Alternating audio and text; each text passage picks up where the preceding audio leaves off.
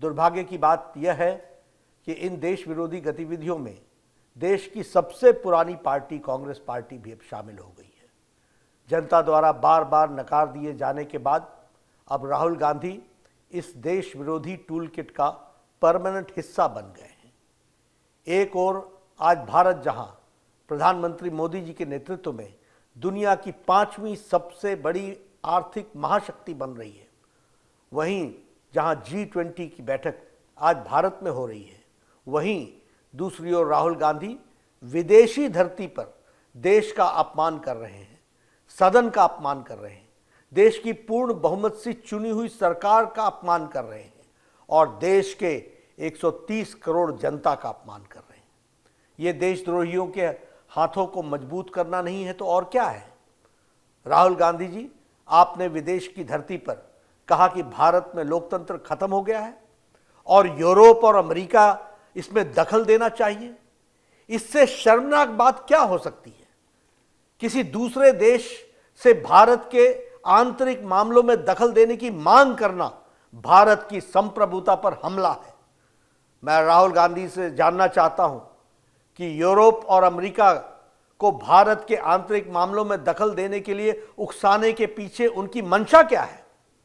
विदेशी षड्यंत्रकारियों से मिलीभगत करके आप भारत की आर्थिक घेरेबंदी और सामरिक घेरेबंदी करवाने का प्रयास कर रहे हैं। स्वतंत्र भारत के इतिहास में विषम से विषम स्थिति में भी आज तक देश किसी भी बड़े नेता ने विदेश में जाकर के विदेशी ताकतों से भारत सरकार के खिलाफ कार्रवाई करने की आह्वान नहीं किया है। राहुल जी, आपको यह कृत्य स्वतंत्र भारत के इतिहास का सबसे गंभीर मामला है। इससे जनता को भारी आक्रोश है, जनप्रतिनिधियों में भी आक्रोश दिख रहा है। हर राष्ट्रभक्त सांसद इस समय अंदर से आहत है।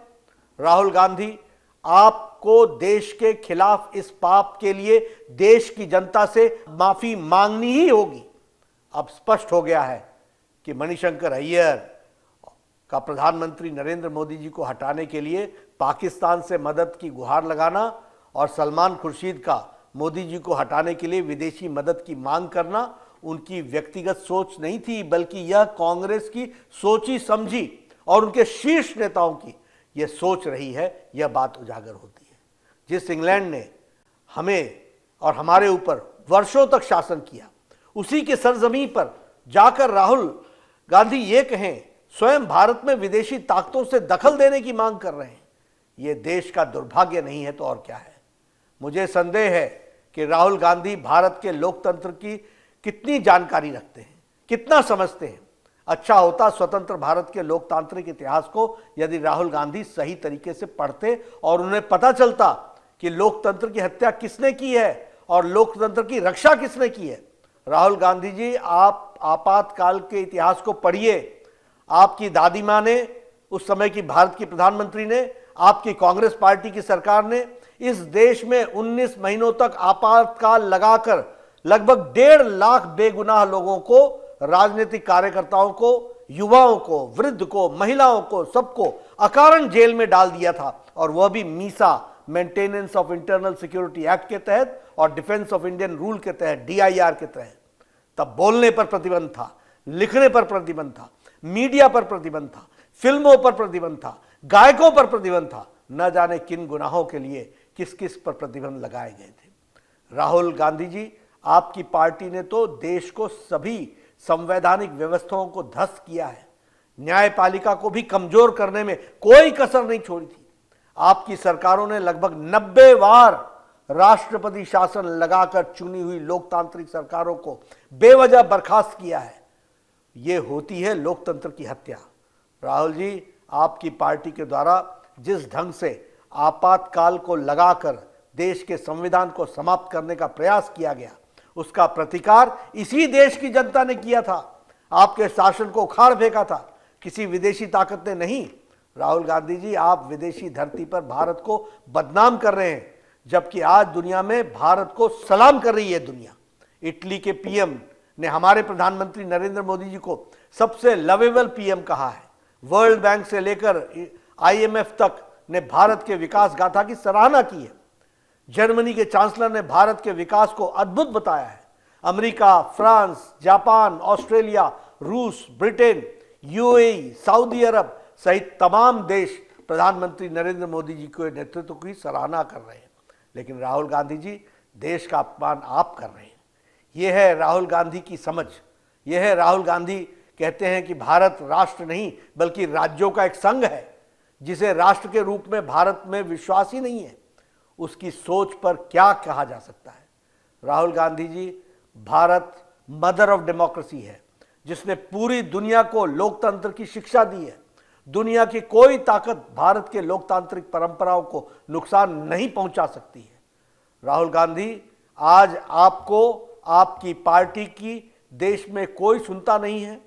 देश की जनता आप पर विश्वास नहीं करती है। यही कारण है कि आज आपकी पार्टी को देश से लगभग सफाया हो चुका है। जब भी भारत में संसद का सत्र शुरू होने वाला होता है, देश विरोधी टूल किट गैंग अचानक से एक्टिव हो जाती है।